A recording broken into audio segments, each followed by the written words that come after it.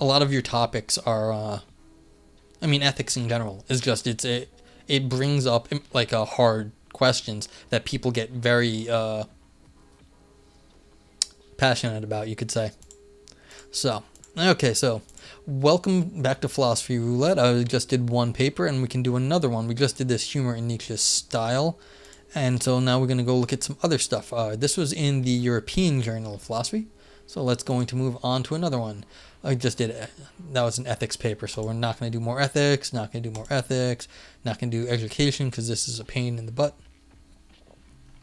Well, yeah, Aristotle is a professor, usually working in the area of ethics, and so I'm not an ethicist at all, like by no means. I mean, I do like philosophical logic and sort of sciencey stuff. Ooh, Wonder Woman and sovereign exceptionalism. Oh wait, let me see if I can get some page counts because that actually was a long paper. Review. Let's see what else we got. Correction, political companion. These are reviews. Yeah. Okay, you can see all these like things without abstract or reviews. Okay, so has liberalism ruined everything? 12 pages. Let's take a look. Hegel's political philosophy, a normative significance of method and system. You know, I wouldn't mind reading something about Hegel. Haven't read anything on Hegel in a while. Yeah, okay, so these are all a lot of reviews. Let's see if this one is here. Not here. Let's see if it's on Scholar. Oh, it was Hegel's birthday a few days ago? That's cool. Ooh, download PDF. Look at that, it's open access. Let's see how long it is. 13 pages. Okay, so we might read this one on liberalism. That's a political thing. Cognition. Oh, why do I have cognition? There's like these are all sciencey things. And I have nothing against scientific philosophy, but the problem is reading off charts and graphs is incredibly difficult. All right. Oh boy, I should read argumentation. I like argumentation because then we get to talk about all the same stuff we were talking about in Nietzsche, which is a lot of fun things. Rhetorical structures, deliberative ecologies, and conditions for you know what? I think I've looked at all these already because this is stuff from. Well, we'll take a look. Let's see if there's forthcoming anything. I like to do the no. Jain Philosophers in the Debating Hall of Classical India. Well, that sounds exciting. Whataboutism and inconsistency? Ooh. What is this? Maybe this is 6 pages. Maybe it's an obit or something. Correction. Argumentation through languages and cultures. Fortune is a special issue. Okay. That's an intro. Defining arguments, comment on Goodman, comments. Let's see what else we got. And this is back to the beginning. Okay. Rutledge. Whoa, what?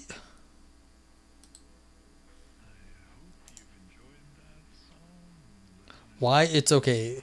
The ethics of how we live. Oh, is this in the, is the Podorsky in this? Whatever it was. But look at that one by Brennan. Oh, okay.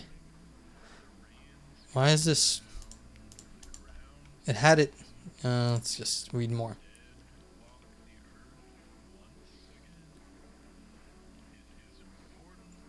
Jason Brennan. I'm not seeing a Jason Brennan right here. Forthcoming. Okay. I'll figure this out. Oh, okay. No.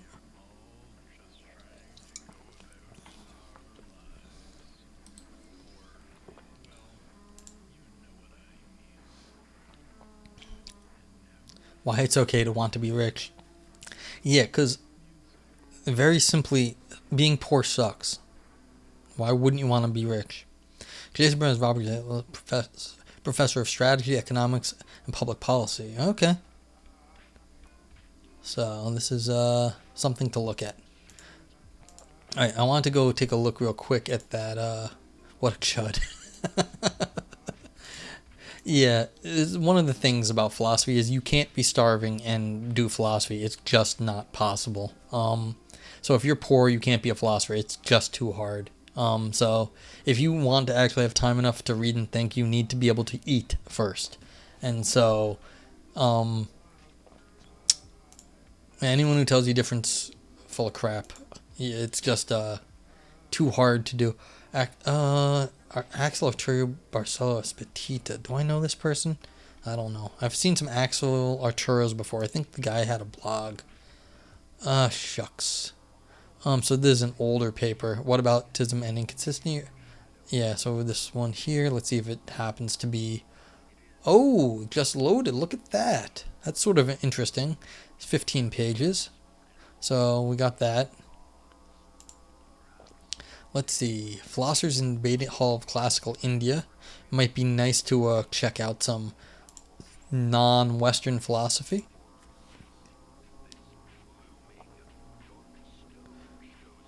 And I will have to read.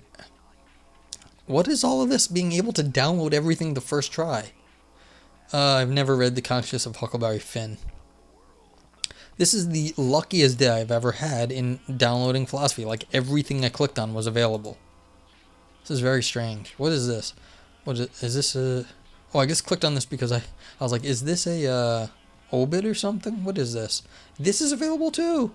Yeah, this is an obit. Wow. Okay, what do we want to read? I will take a poll of my one or two viewers at the moment. Do you want Jain Philosophers in the Debating Hall of Classical India? What about tism and inconsistency? Or has liberalism ruined everything? We got a 1, 2, or 3.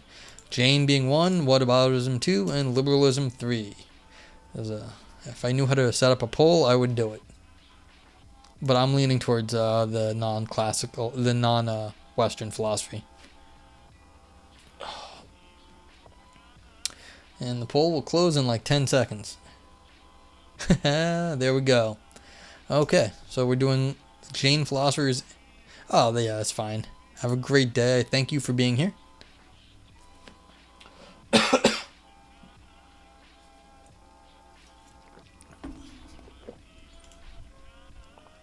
Jain Philosophers in the Debating Hall of Classical India. So.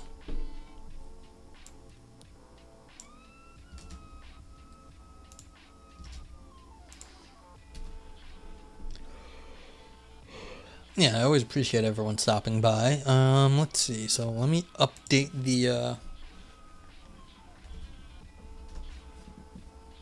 link. So anyone who wants to jump on in and grab the paper here, you can do that.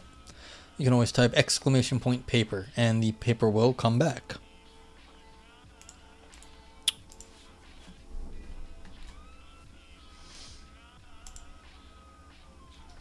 Gonna regret reading 2 long papers later because I'm gonna lose my voice, but this is what happens.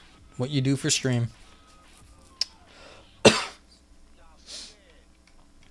Okay, so we've got Jain Philosophers in the Debating Hall of Classical India by Marie-Hélène Gorisse. I apologize for how I say your name, and I apologize for how I say everything that is not in English. That said, introductive remarks. Ooh, I like that already. Introductive. Not introductory, but introductive remarks. 1.1. The place of argumentation in India. The Indian argumentative tradition is an old, lengthy, and pivotal one in the development of Indian culture and society. Argumentation was a prevalent mode of thought elaboration as early as in the Vedic texts. For example, the Chandogya Upanishad mentions the art of debate as one of the sciences one should master. Furthermore, the Upanishads abound in dialogues and debates between philosophy masters who can be Brahmins, kings, teachers, students, or women. One of the most famous of those debates is the philosophical tournament that took place between the sage... Why do I do this to myself? Yajnavalkya and other Brahmins at the court of the king of Janaka.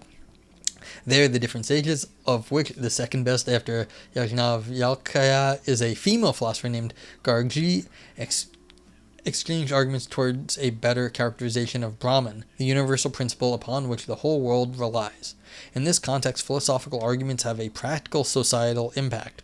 First, public arguments were regularly performed in order to gain social and political influence in the tournament with Yajnavalkya, a massive financial reward.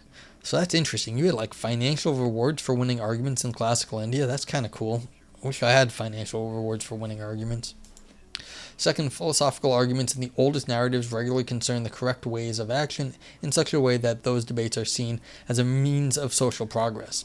Finally, these philosophical arguments have a deep theoretical influence because there is the shared belief that thanks to rational debates we can reach necessary true statements, and because from this the different philosophical traditions developed in relation with the other ones in an essential way, inasmuch as philosophical thinking always includes the refutation of actual or imagined adverse positions. Yeah, that would be amazing if we could get paid to argue well. Now it's just whoever can get the most eyeballs on the screen gets the money. The rules of rational debate. Because of the importance of argumentative practices in abundant literature was devoted to the specification of the art of reasoning in public in ancient India. This concept appears in medical treatises, to be then found in the treatises for law courts, in treatises concerned with hermeneutics of the Veda, up to their systematic presentation in a treatise solely devoted to this purpose, the Nyaya Sutra treatise on logic. This epistemological treatise, composed by Gautama in the 2nd century CE, marks the start of the Nyayika tradition and is the pan-Indian interdoctrinal reference work for the epistemological considerations. Manuals dealing with the art of debate focused both on strategic rules of reasoning in public and on the form a convincing reasoning should have. Strategic rules especially include the list of situations of defeat, for example, failure to answer within a reasonable amount of time, and a list of tricks not allowed in a proper debate, like using double meanings to confuse the interlocutor or escaping the debate under false pretense. This paper does not focus on these strategic rules, but on the considerations concerning the form of a convincing reasoning should have, from the formulations of an initial thesis to the establishment of this thesis following the display of reason to adhere to it. The core of such convincing reasoning is an inference. Okay, so this is exactly where I was complaining about last paper, because this is exactly what I'm interested in myself sometimes, is what counts as a good argument. And that was what the last paper was on Nietzsche, and he was arguing in ad hominem form. And in some sense, ad hominem can be a fallacious argument, but not in every case is it wrong to argue that an ad hominem is bad. Say someone has no knowledge, as I was saying earlier, someone has no knowledge of ethics and is trying to make an ethical claim, like they're just a terrible person. Why would they understand what it is to understand ethics and then try to tell you what ethics is? Because they're a terrible person. So that was like, what is a valid form of argument?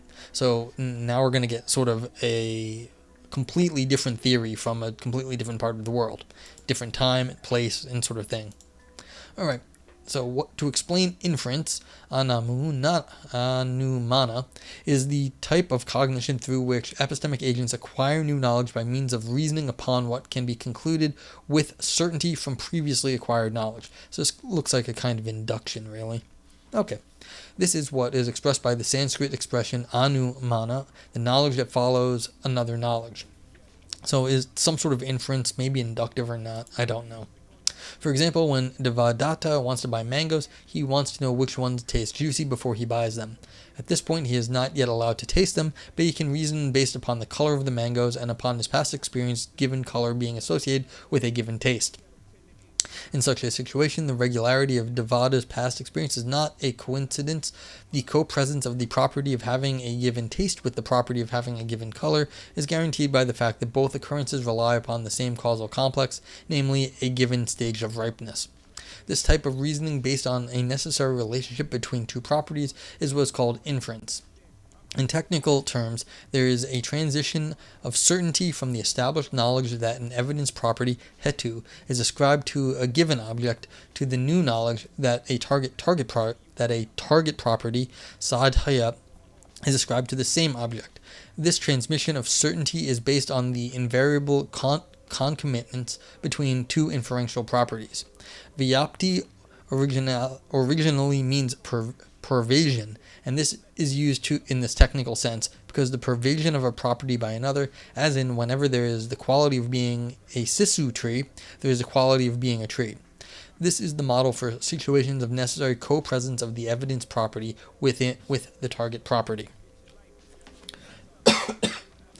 Inference has been thoroughly studied and its use strictly codified by the different philosophical religious traditions of India, Jainism included, because it provides the structure of scientific reasoning. Indeed, the conclusion of an inferential reasoning is considered as a scientific truth inasmuch as this type of reasoning relies on the emancipation from contextual parameters and on the guarantee that the isolated relations are necessary ones. In concert, as indicated, inferential reasoning has a strong argumentative potential, since by means of stating an inferential reasoning, it is possible to bring somebody else to the awareness of these scientific truths. Such a series of statements, even though it is not properly speaking a type of cognition by itself, is metaphorically called inference for others, in opposition to the inference for oneself, genuine type of cognition. Okay, so this is like super interesting, that this kind of like a making a really solid argument is kind of inference for others, even though the argument itself is a kind of, as they say, not properly a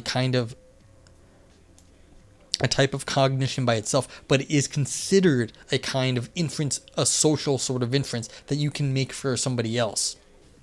As opposed to where you just see something, I guess you might say an intuition, is where you infer for yourself. You intuit, you see something, like I'm looking at the screen now, I'm reading these words, I am just intuiting the words.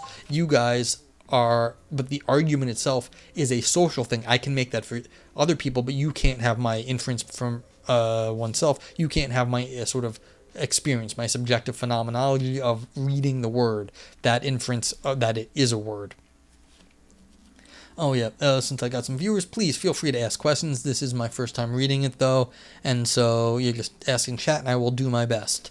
This is some philosophy from classical India, so super interesting stuff on like how a non-Western understanding of logic, which I always want to know more about, because our understanding of logic is not necessarily the best one. We're always making progress from lots of directions.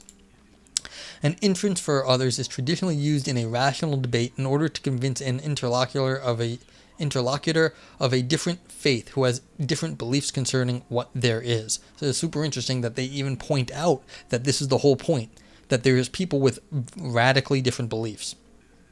Okay, as already said, there's an abundant literature of stories of conversion as the outcome of such debates.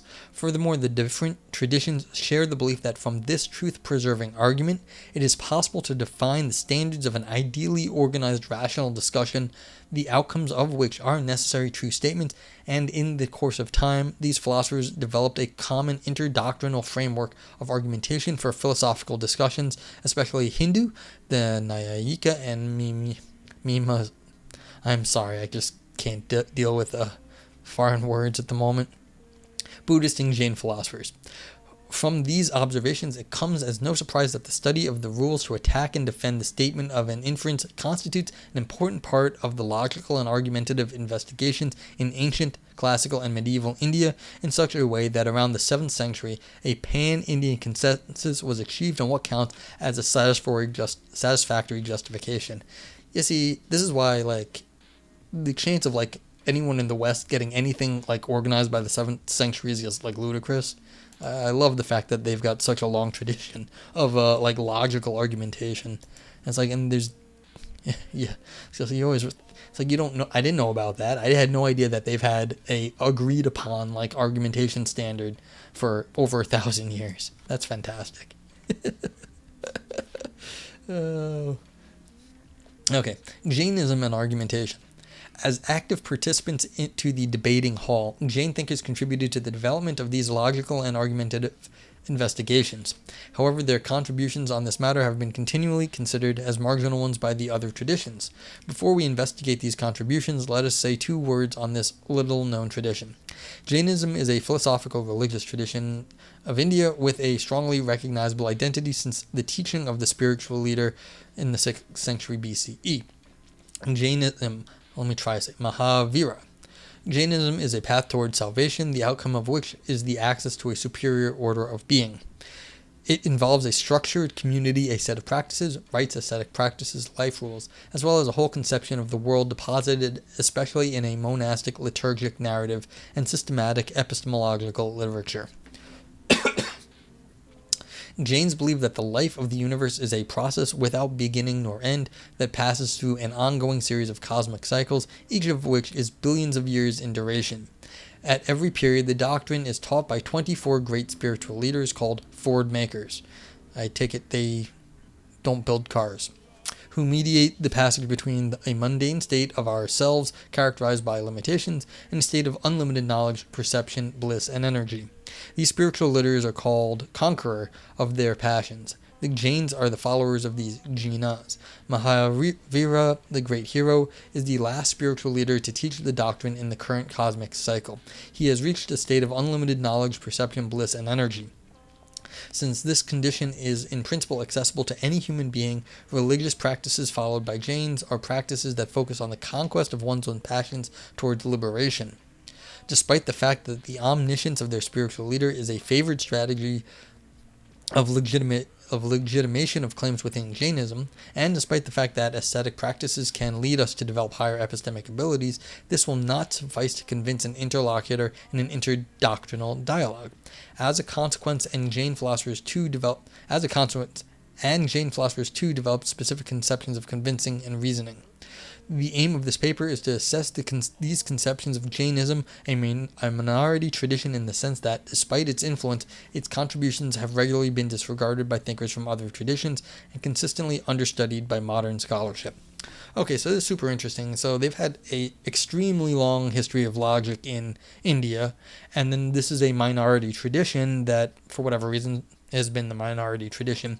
But since they've had such a long tradition of logic there, and it was already agreed upon, the fact that this has survived might actually, it would be a good reason for taking a second look at it. And that's kind of what this paper is doing here. It's like they've got such a long tradition, and then these people have been engaged in what has been a community agreed upon good arguing practice. And so since they've already been working within a social structure, that must mean that if they can maintain their arguments and not gone off on their own little world, that might mean that there is something of logical importance that they have captured and been able to maintain over this amount of time.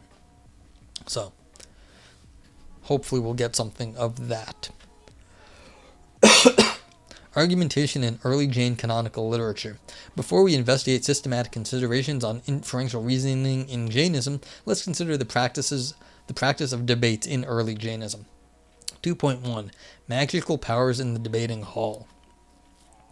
The older extant Jain texts are their canonical literature, Agama, and date from the 3rd century BCE. So I guess around the ancient Greeks' time. Or maybe just slightly, about then, yeah. The doctrines presented in this extensive canon are often embedded in dialogues. These dialogues are either didactic ones, as the stereotypical exchange between Mahavira and his main pupil Goyama, so a kind of Gautama in Sanskrit maybe, or argumentative ones, as in the case of heretical or rival thinkers trying to refute parts of Mahavira's teaching. Let us take a representative example of the argumentative dialogues, the story of Rahagutta, considered responsible for the 6th schism in Jainism in the 1st centuries. In fact, Rahagutta is the figure of a strategy of appropriation of Vaisesika theses, an adverse philosophical Brahmanic school, by showing that the Vaisesika theses are but heretic and quickly refuted offsprings of the Jain teachings. The story starts with the Jain monk Rahagutta, who, upon an encounter with a conceited wandering mendicant, challenged the latter in a debate at the court of King Balasiri of Amtamirjaya. This place here. I'm sorry.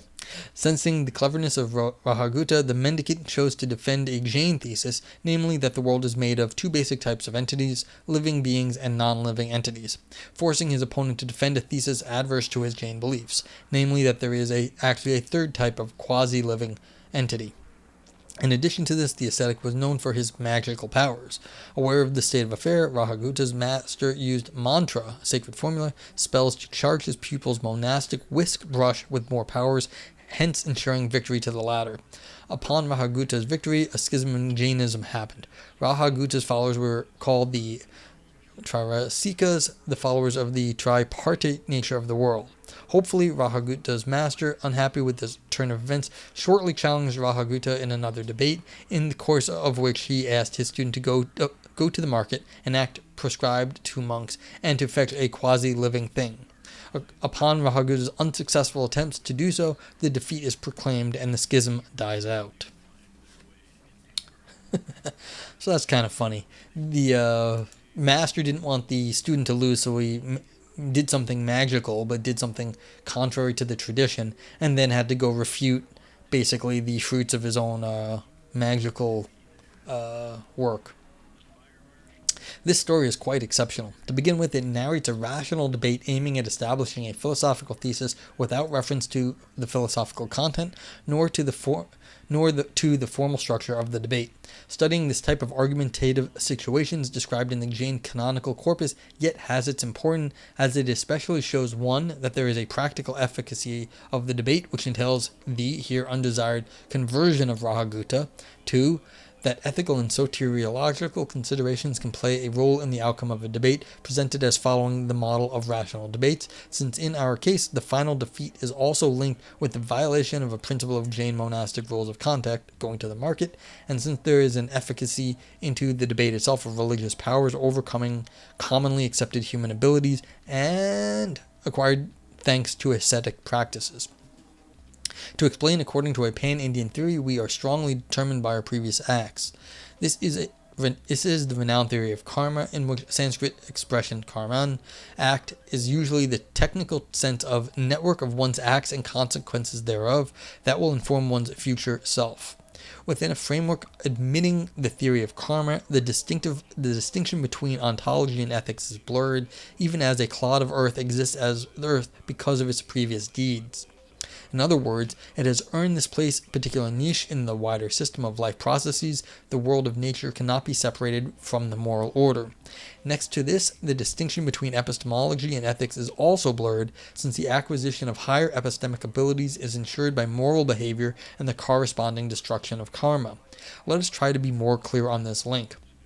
In Jainism, karma is more specifically conceived of as a subtle type of matter that expresses and develops the consequence of our acts. I don't think I've ever heard that. That karma is a particular kind of matter. So that's kind of cool. So there must be some sort of ontology of karma, and that develops. Oh, thank you, Aracel, for stopping by. I appreciate it. Yeah, and everyone else out there, please feel free to ask questions. Discussion's always good to get out some of the interesting ideas in the papers. So yeah, karma is a substance of some sort, a matter. So then it develops. So this is something that in the world that changes as consequences of our acts. Then, due to passions which act as a glue, karmic matter sticks to the soul and obstructs epistemic potency. A metaphor will help to explain this process. My reflect in a mirror is a type of expression of myself. Now imagine that mirror is red, with the pun that the PKS-SKT expression raga means both red and attachment. In such a situation, I will have a red distorted vision of myself. Karmic matter functions likewise. It has the shape of my own impetus towards limited heterodox objects, and as such, it impedes my epistemic competence. We can now understand that through ascetic practices and monastic behavior, it is possible to acquire extra-mundane epistemic capacities and powers. In the philosophical debate that we have just investigated, the strength of the mantra is used as a clear indication to readers that the lineage promoting it is a powerful one and that its teachings should be followed. This, as well as the performance of the debate at a royal court, is a sign that the social and political influence are what is primarily sought by means of these accounts. Jain scriptures promote the social status of those dialecticians among the followers of the Jain spiritual leaders. It is here seen that, building on a very old tradition of rational debates, Jain writers did not feel the need to develop the details of their arguments and instead focus on the elements that will more likely appeal to a large crowd of followers, namely magical powers, symbol of the possibility to reach a better life in a straightforward way.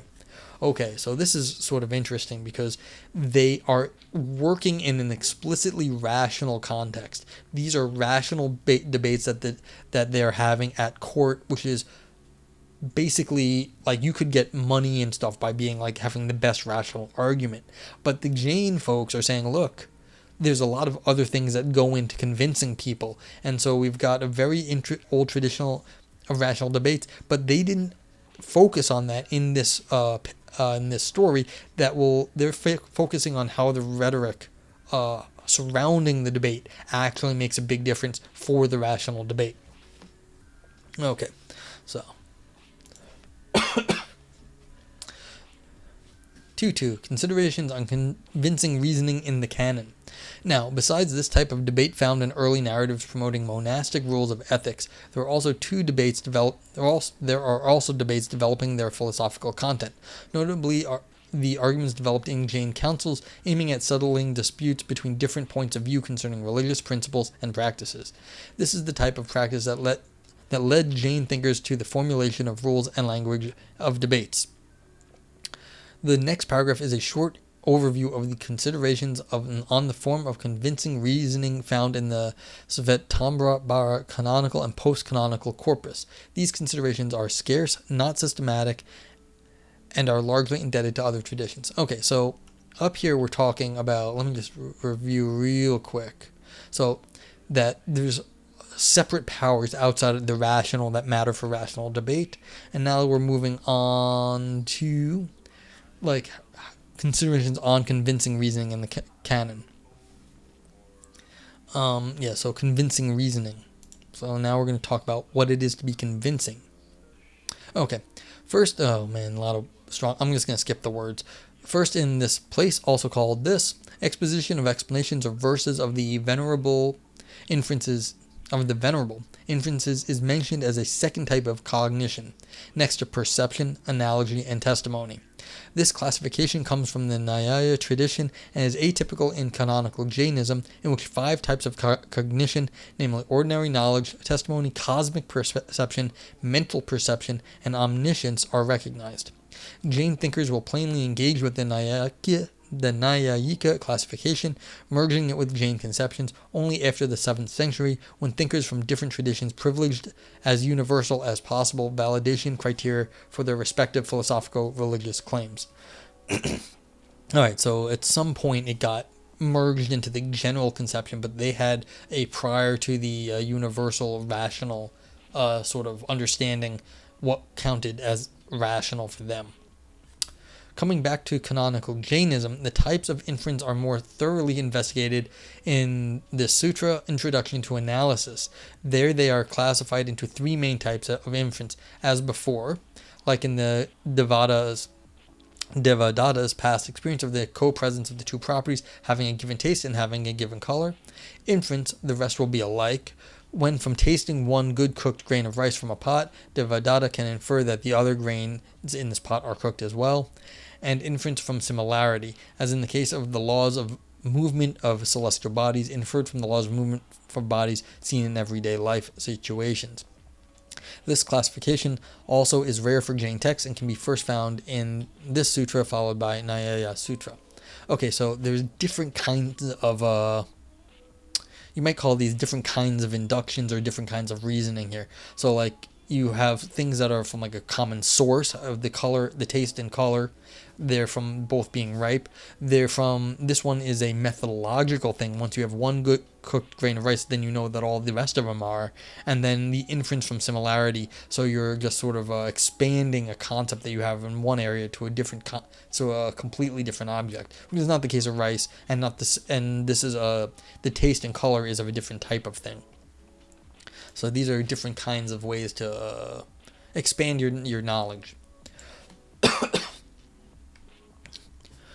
Okay. Besides, in this sutra, canonical treatise, 4 types of inference are presented, differentiated on the basis of the affirmative, respectively negative, character of their premise and conclusion.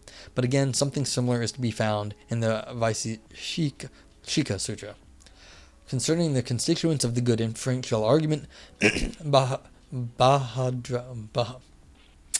Bhadrabahu, date unknown, probably between 1st and 5th century CE, and is the commentary to the 10 evening treatises, is the first Jain text to examine the role and function of the members of an inference and to acknowledge correct inferences, either 2, 3, 5, or 10 members following this paper here.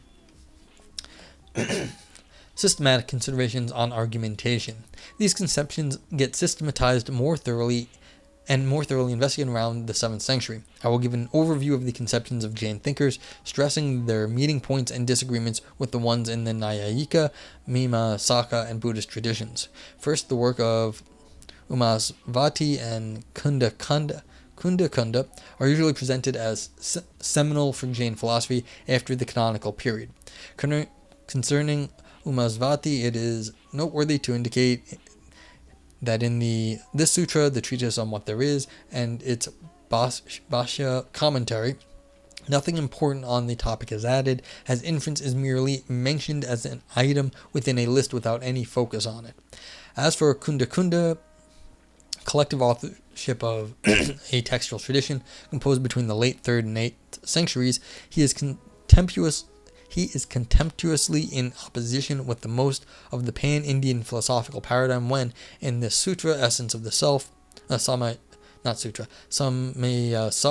Essence of the Self, he claims that knowledge of the categories that are relevant for soteriology does not rely primarily on inference.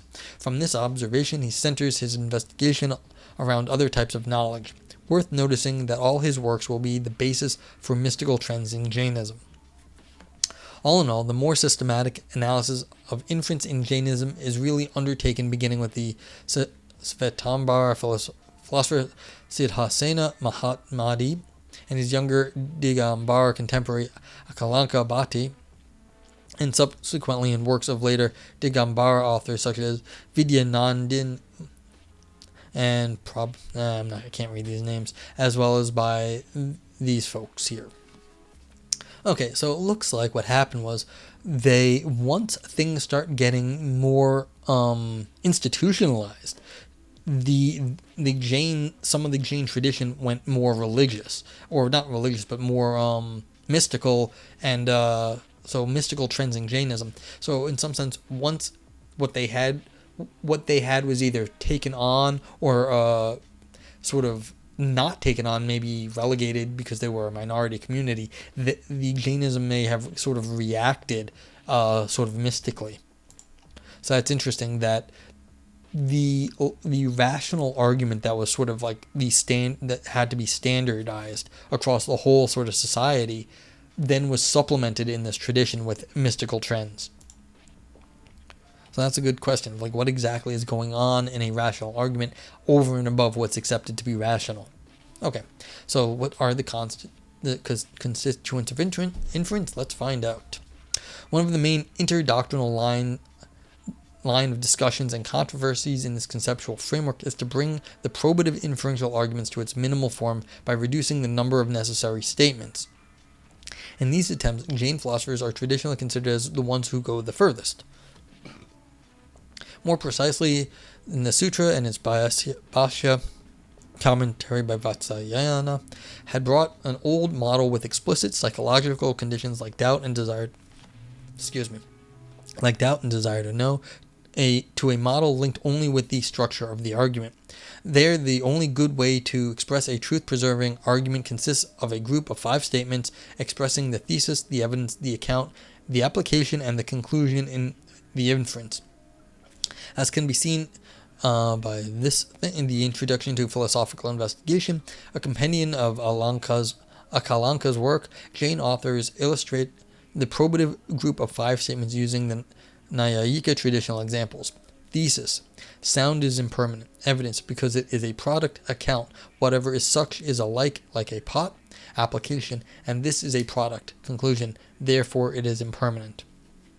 So this is so this is just a straight up formal argument, I guess, then. So that's interesting. Okay, but for Jain authors, only pedagogical reasons can motivate a philosopher to fully state an argument in this way.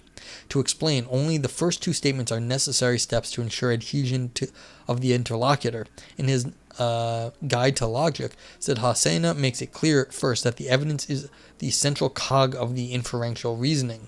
Second, that the statement of the thesis is also indispensable, as it indicates the goal of the inference. Its absence would be like observing an archer without knowing what his target is. That is to say, without the possibility to know whether he is skillful or not. This position was not followed in the Buddhist tradition, since in his Verses on Knowledge, Dharmakirti defended that stating the thesis is one condition of possibility of the performance of an inferential process only in the same way that desire to overcome doubt is, that is to say, as a psychological condition, not as a formal requirement. The Buddhist philosopher considers that psychological conditions have to be stated separately and not to be considered as part of the argument, otherwise stating a truth-preserving argument would be an infinite process. Alright, so we've got some very heavyweight things going on here. So, like in the Jain tradition, only these things are the important things, and then maybe you can have like sort of a mystical conclusion. You don't need the further arguments, but that's because there's like psychology built into this stuff. The Buddhists are saying, look, the psychologies should not be built into this, because then again, because you won't have any logical force, because there'll be always another psychological fact. Why was your psychology this way? Why was it that way? Why was it that way? So we've got 2 very different concepts of where the force in an argument is being generated. The Jains have the Buddhists were trying to pull the psychology out. The Jains were okay with the psychology due to their different history, I guess you could say, but then they had to develop differently the way that they thought the arguments were running, because there was still psychology built into argumentation.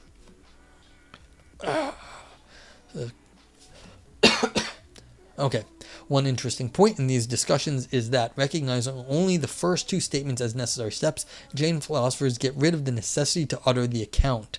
This represents a step further towards only formal considerations, because it involves the rejection of the necessity to give an example. Oh, that's real interesting. So you don't actually have to, you only have to set out the concept. You don't have to ground it. Yeah, maybe that's why they went mystical. Because usually, like, I could set out, like, there's plenty of, like, mathematical theses, and you just be like, well, I assert this. But then you need a proof. You don't need to give an example in this tradition, which is kind of interesting. You don't quite need the proof, like a pot, which would give an example of what's going on here. To explain the idea behind the requirement of an example can be traced back to the need to show that there is at least one case other than the case under consideration in which the evidence property occurs when the target property also occurs. Otherwise, if the object under consideration is the only locus of the evidence property, one can never be sure that there is an essential and not only an accidental relationship between the 2 properties. The classical example is that sound is eternal because it is audible. In this example, since sound is the only audible thing, it is not possible to find any other example of another audible thing that would be eternal also. Therefore, the argument, although it is valid, is not a convincing one, because nothing is known about the relationship between audibility and eternality. In other words, stating an example is considered as a necessary probative step only in a framework in which what is first aimed at is not the valid, but the convincing character of arguments. Okay, so that is like super fascinating from a logical perspective. Because look, there's a lot of logical arguments that only work in like the singleton case where there's like only one object, or like a null universe. And so you get a lot of math based on like what happens, what happens in like these sort of toy cases where you've got a universe with nothing in it or only one object. But this sort of tradition here says, look, you need to have a universe with at least two things, and that way you're generalizing over objects, not just one thing, because that one thing might be weird and might just have that property, but that could be accidental. Once you have more than one thing, then it's no longer an accidental property because it has to range over at least more than one thing. And if you agree that there's different things here, then it's not as accidental. It might possibly be universal. So there's always questions on how do you generalize, but if you've only got one object in the universe, then that is the whole universe, and you've not actually made a generalization. It's just a statement about how things are. Okay, so the fact that the fact that they get rid of the necessity to utter the account means you're going basically away from sort of having an empirical example. So that's sort of an interesting thing about this tradition. Okay, so it's more rational, where you can just sort of intuit once you're given the argument. You don't need a concrete example. All right, 3.2, the grounds of inference. A second major line of interdoctrinal discussion and controversies in this conceptual framework is to aim toward a theory of the proper relationship between target property and the evidence property. A first attempt to distinguish between arbitrary and necessary relationships is offered by Buddhist Dignaga, according to which the evidence property is necessary concomitant with the target property if and only if it is possible to prove that the evidence property is present in the case under consideration in similar cases and in no dissimilar cases. In our example, it means that the property, being a product, has to be present in impermanent things like sounds and pots and absent in permanent things like the soul. All right, so this is now defining what counts to be an actual property in the world and not some abstraction. No mention is found in Siddhasena or in Akalanka of the Jain challenge to this dominant conception, but in their commentarial traditions, starting with Guide to the Commentary to the Guide of Logic by Siddhar Singhani, and the sun which opens the lotus of the knowable, Jain authors show that the three conditions of Dignaga are neither necessary nor sufficient. First, because there are cases of good inferences for which the second condition is not fulfilled, as in the case of sound is permanent because it is audible. Second, because there are cases in which the three conditions are accidentally fulfilled, as in Devadatta has a green complexion, sometimes is a simpleton. Because he is the son of this man, whose other sons also have a green complexion, are simpletons. Because the green complexion can be due to their diet, and the idiocy to an accidental cause, and that this man could perfectly well have sons with another skin complexion, or actual abilities. So you might look at this sort of the old like Socrates as mortal, and you say, well, why do you understand that all men are mortal, like Socrates is a man? So, well, Socrates has a certain complexion. And why is that? Well, is his mortality accidental? Well, all of these things could be accidental. So there's the sort of questions like you get, is Socrates, how do we know Socrates is mortal? Well, how are we arguing for it? Because if you're arguing about like Socrates and like all his relatives, well, maybe there's something accidental about Socrates and all his relatives. Okie dokie. Aristotle has, I read in the introduction to one of my Aristotle books, Aristotle went bald apparently. It's like, well, it's like having a green complexion. It's like, well, does going bald make you stupid? And Aristotle was making a joke, because obviously Aristotle was smart, so he's like, well, of course, brains don't have anything to do with hair. Anyway.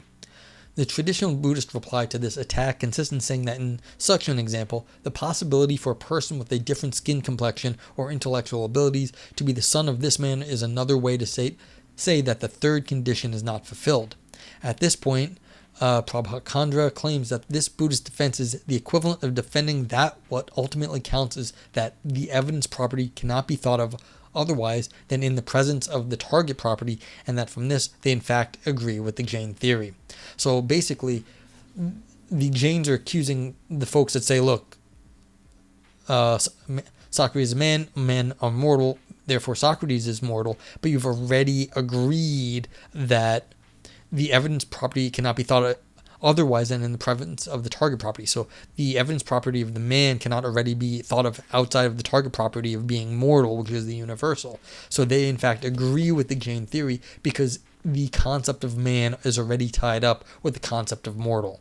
And so therefore the Buddhists have not actually proved their argument, or the logic hasn't proved their argument, because the concepts are already tied together. And so you don't actually need the example of Socrates. Alrighty. Continuing. To explain, according to the Jain theory, the only ultimately relevant criteria for the correctness of an inference is that its evidence property is known as being impossible otherwise than in the presence of the target property. One specificity of the Jain tradition is to consider that this necessary concomitance between the inferential properties is known thanks to another type of cognition, the tarka, here not used in its technical sense of suppositional reasoning, which functions as a direct discernment of universals. So is it like a priori, or what does that mean? I don't know. It's kind of interesting that they have sort of a special type of cognition. More precisely, it is clear that the necessary concomitants cannot be known by customary perception, since perception deals only with particulars, and that even the biggest list of particular instances would not suffice to reach certainty. Yet we can realize that if something with certain properties exists, something else with certain properties must also exist. It is not the same type of realization as the inferential one, since it is linked with the Jain epistemological theory of particular in universal, according to which an object of knowledge is a complex having both an existent universal aspect and an existent particular aspect. Therefore, in the same situation in which one grasps a particular sisu, one can also grasp the common properties shared by all sisus. This is clearly stated by Akalanka in his 3 short treatises. Alright, so maybe you're getting some sort of a relevancy condition on logic. So for there to be any sort of relevant argument, some sort of argument in particulars, it has to already have some sort of inherence in the universal and back and forth. So are they relevant to each other? Maybe not. Maybe relevance is the wrong thing. But yeah. So but that's very interesting that they're denying that particulars can even be identified without the universal. So maybe there's a commentary on the analytic-synthetic distinction here too. Okay, and viewers, please feel free to ask questions. And I know this one's a bit more, this one's a little more tougher than the one I was doing earlier. I mean, but I find this stuff, I like this stuff, so it's cool. Okay, the types of inference. The Buddhist Dharmakirti refutes such an extra type of cognition and makes his renowned breakthrough when offering a novel method to distinguish between arbitrary and necessary universal relationships. More precisely, he provides the ontic foundation for valid reasoning when he claims that the evidence property is necessarily concomitant with the target property if and only if it can be shown that there is an essential or causal relationship between them. Alright, so this is exactly where I was going. I was like, well, is there a relevant thing? But he's going, I assume it's a he, I apologize if it isn't. Alright, so this person is saying there is an essential or causal relationship, and I was just trying to hypothesize maybe a relevancy relationship, but don't know. In this book, Dharmakirti grants only 3 types of inferential evidence. There are 1, natural properties, 2, effects, and 3, non-cognitions. Cases of non-cognition are consequences of the 2 former cases, since it is not accidental that whenever there is no tree, there is no sisu, and that whenever there is no fire, there is no smoke. The difference between Jain and Buddhist accounts seem to be that for the Buddhist, the being a tree is known thanks to a reasoning upon being a sisu, whereas for the Jains, this is known by a direct type of knowledge. In the tradition stemming from Siddhasena and Akalanka, Jain philosophers anyway build upon Dharmakirti's pan-Indian theory after having proposed some amendments to it. Especially they consider that there are not 3 but 6 situations in which the presence of an invariable concomitant is unquestionable, namely when the evidence property is 1, a property pervaded by the target property, 2, an effect of it, 3, a cause of it, 4, a predecessor of it, 5, a successor of it, or 6, coexistent with it. don't think I read that great, but that's okay. Indeed, it is sufficient to know that there is a shadow in order to infer that there is an umbrella, to know the color of a fruit in order to infer its taste, or to know that the Pleiades are rising in order to infer that Aldebaran will rise soon. As for non-cognition, instead of being considered as good inferential evidence, it is a part of the general form of inference an inference might have. The structure of truth-preserving arguments becomes a concern in Jainism when negations are introduced as the expression of inferences involving absences. This led the Jains to single out four main forms that an inference might have, namely the affirmation of the thesis when compatible with evidence is known, its negation when incompatible evidence is known, its negation when compatible evidence is not known, and its affirmation when incompatible evidence is not known. Alright, so this is so now you're getting multiple negations or multiple different kinds of assertions. So it's not just true and false, but you've got cases where it's strongly true, where you know something is true and it's got evidence, and then it's negation when you've got incompatible evidence is known. So it's not true, but that doesn't necessarily make it false. You've just got not true now because you've got incompatible evidence. So and then it's negation when there is compatible evidence is not known, so it's not false at this point, and then it's affirmation when it is incompatible evidence. So you've got false, not false when the evidence is not known, and then so you don't know if it's true, but you know it's not false because you know the compatible evidence is not known. So that's what's going on here, and we have non-classical logics where all these things are discussed at nauseum. At the moment. But yeah, it's very interesting that they had this sort of true, not true, false, not false scheme back in the day. Okay, all these theoretical considerations on inference were implemented in actual debates. Let us take as a representative example in the debate over the existence of demiurge God in the light on the concealed doctrines of Jain Gunaratna in the 14th century. The goal is to refute the following inferential reasoning presented by the Nyayika philosophers. Thesis: the subject under discussion, the mountains, etc., is produced by a conscious one. Evidence: because it is a product. Account: whatever is a product is produced by a conscious one, like a pot. Application: and this subject under discussion is a product. Conclusion: therefore it is produced by a conscious one.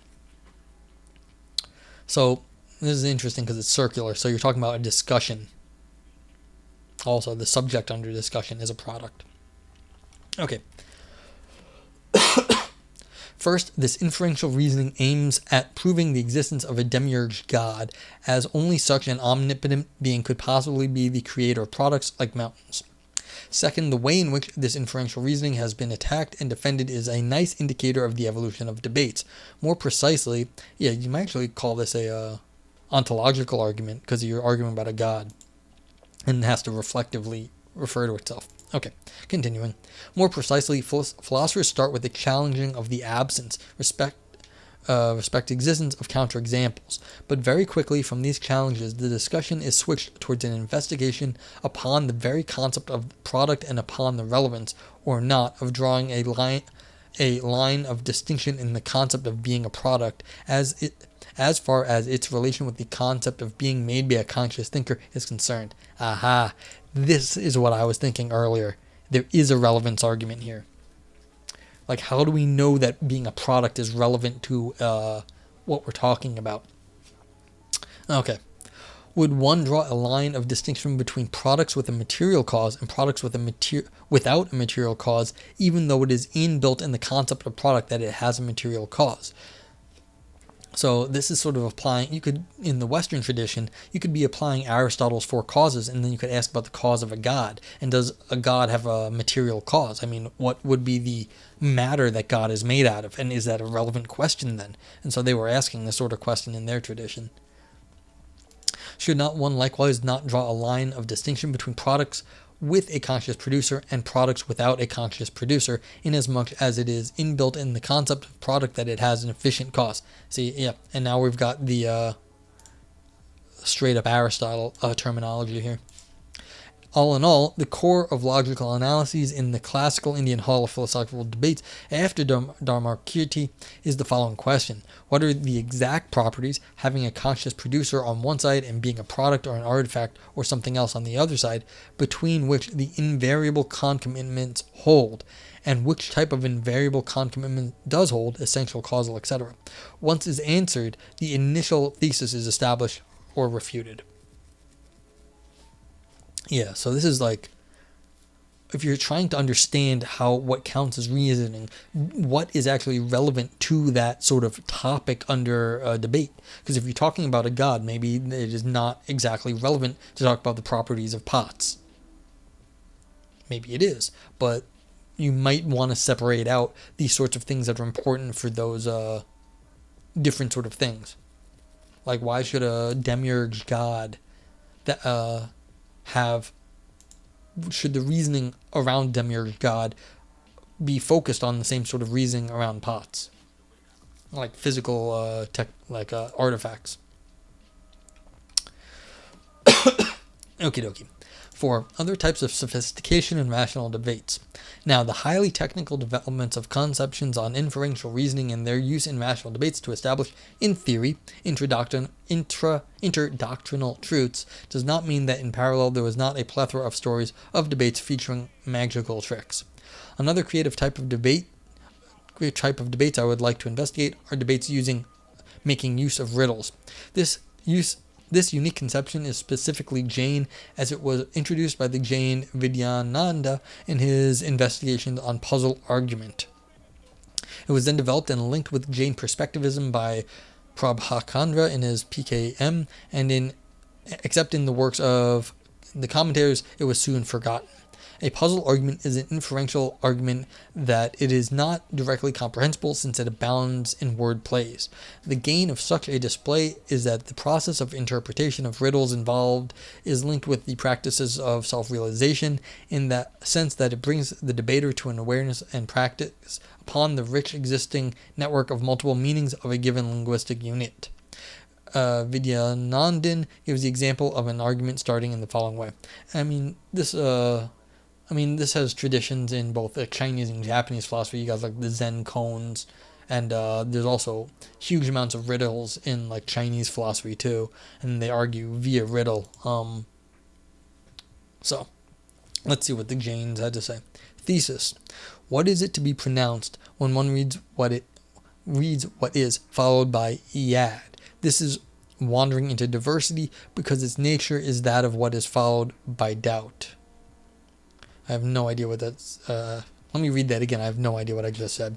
What is to be pronounced followed by yad? This is wandering into diversity because its nature is that of what is followed by doubt. I don't... Yeah. Well, I don't... Maybe yad means something. Maybe it doesn't. And maybe... This is a logical argument. Like, it's like, what is going to be the next sentence after this sentence? What is to be pronounced after my sentence right here? And then, because its nature is that of what followed by doubt. So it's like, what is to be followed by some nonsense word? But then you already know that because it's what is followed by doubt. So maybe there is a logical argument here. So it's like you're setting someone up to get into confusion. And then you're saying, well, what you're going to say is the product of doubt. Okay. I can buy that. Could go to the Wittgenstein throwing away the ladder. Once you understand everything I've said is nonsense, then you'll be able to see a right. But then, so this is what's wandering into, once you get yourself into, how do you get yourself excited to knock out a paper? Just, let me tell you something. I have a love-hate relation with philosophy. Either I get myself angry or I get myself excited, but I have to want to do it. I absolutely abhorred writing papers that I didn't want to write. I had a lot of trouble with it. Basically, I ended up doing it like 3 a.m. when I was running out of time, and that's how I'd write papers when I was in school. Other than that, I actually want to do it, so I don't need to get myself excited. I mean, usually I'm like, I just want to do it otherwise. Like, why did I do this today? Well, I haven't done one in a little bit, and I was like, well, I have a little bit of energy now. I can put some time in and, serve the Twitch community. But feel free to ask more questions. That's cool. Yeah, so. Yeah, I don't always have motivation to write a paper. I really don't. I'm just sort of disgusted by it. I'm like, why am I bothering with philosophy? Such a waste. Continuing. With proper knowledge of lists found in grammatical and epistemological treatises, as well as proper alternative analysis of the Sanskrit compounds and attribution of proper alternative meanings to root words, one is able to understand that this equals the Jain thesis according to which everything is non-one-sided because everything is knowable. First, the practice of puzzle arguments is in perfect alignment with Jain theory of non-one-sidedness, since by improving one's skill to generate a multiplicity of meanings and by training the debaters to see things from a multiplicity of perspectives, it contributes to strengthening our awareness of an existing global network of connections. Second, one of the common meanings of patra in Sanskrit is epistle. In the context of Jainism, there is one specific practice of epistle writing that is called patra, so its use by the Vedanta is not neutral. In fact, from the 8th century, there is a wide tradition in the Jainism on riddles in which the stylistic sophistication is close to that of poetry. Furthermore, these riddles are regularly in the form of epistles, like in the case of the letters of solicitation sent by mail from one community to the other. The practice of this literary form is especially current in the Tapagacha, and as shown by Balbir, the riddles contained in these letters show that the process of disambiguation does not usually not only serve the purpose of displaying the literary abilities of the author, but also serves more specific purposes, for example, to show the devotion of the monk towards his superior, because the understanding of these riddles presupposes to know the biography of the latter. So they're sort of directed at a certain group. You send them a riddle for them to solve because they have to know it. And for them to disambiguate your meaning is for them to understand something about you and for you to figure out what was being said. So that's an interesting sort of thing, especially considering a lot of philosophy is written towards a certain audience. And so when you write something towards a certain audience, you are writing it for them, and you can get excited about paper because you want to write a paper for a certain purpose, and you write it for certain people, and then when they read it, they will be happy because they have disambiguated something interesting, and they like it because it was written for them. Okay. Third, there is in India at that period a general tradition of making an impression at royal court by means of showing one's skill in composing sophisticated forms, especially poetical ones, but we can easily imagine that this puzzle argument method can be thought of in such a line that would again be considered as a means towards social and political empowerment. Okay, so this was sort of, this is sort of an interesting thing going on here. This was talking about all the things going on and around a rational debate, since they have a tradition of rational debate in India. So this was everything non-rational that the Jains and sort of their interlocutors were talking about, and how they understand what counts as rational and what counts as non-rational. And so we had this argument between the Jains and the Buddhists by what counts as the merit. What is actually fundamental in a debate? Are examples fundamental, or did you have to already know something? Did you have to already presuppose something about the example for it to be a relevant example? If it is not a relevant example, then it wouldn't have worked in your argument, but then if you already knew that, then you didn't need the example. And so the Jains were striking back at the Buddhists, saying you're not being, you're presupposing, you're begging the question by bringing up your examples. You don't need to bring up your examples because you bring up examples you've already decided, you've already assumed worked for you. And so that's why they were not bringing up. It says if you fully understand, then you don't need to bring up these examples.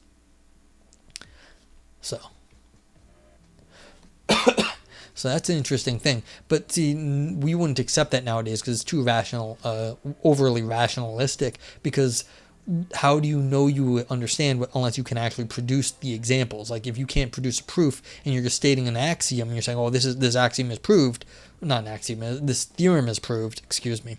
Then you need to show your proof. But like they're saying, well, if you show your proof, then you don't actually need to demonstrate it. You already know it. And that's fair, but it depends on, I guess, what the relevancy and why are you arguing at that point. But then you also get these other things. Why are you arguing? And then you've got these sort of riddles to like sort of have people figure it out and enjoy figuring it out. Like, why is that a good thing? Because, well, for, other reasons, maybe people like that because it is directed towards them and it shows something interesting. And then also, to start off, they were saying, well, if you are not so concerned with the argumentation itself, because that is formalized, then you can argue what else goes into the formal argument. And that was what started off with the sort of magical arguments. Your magic made that particular argument form go through. So even though everyone's agreed that this is a particularly good form of argumentation, then there was something else that forced everyone to agree with you. And so that's sort of interesting, because what exactly is counting as a good argument? And why is it a good argument? Well, maybe it was the magic, maybe it was good reasoning otherwise. But then to split those things apart, not so clear. How do you know what a good argument is? We can point to the form, but not everyone's going to accept it. So we've got a huge amount of sort of like things that go on in the sort of in and around argumentation in this paper, which is a lot of fun, because it as I was saying earlier, where was that thing where they've got the 4 kinds of where you've got true, not true, false, and not false, because you've got things that, well, you say, well, we have refuted counter arguments against it, so it's not false. You refuted all the counter arguments. You don't know yet if it's true, but it's not false because you refuted all the counter arguments. So then you've got sort of maybe a gappy theory, where there's a gap between being not false and being true. So, and that sort of stuff gets discussed in paradoxes nowadays all the time. So, yeah, and the logic of paradoxes. How do you understand the liar paradox? Well, maybe there's a gap between being, when you say, like, I'm lying right now, is that both true and false? Is it both not true and not false? Is there a gap? Is there a third value? So, okay. I guess that's it for now, unless anyone has any questions. Please ask them now, and I'll cut the stream because I'm losing my voice. But yeah, please let me know. And other than that, everyone, I want you to have a very happy and safe day, and I will see you all later. Goodbye.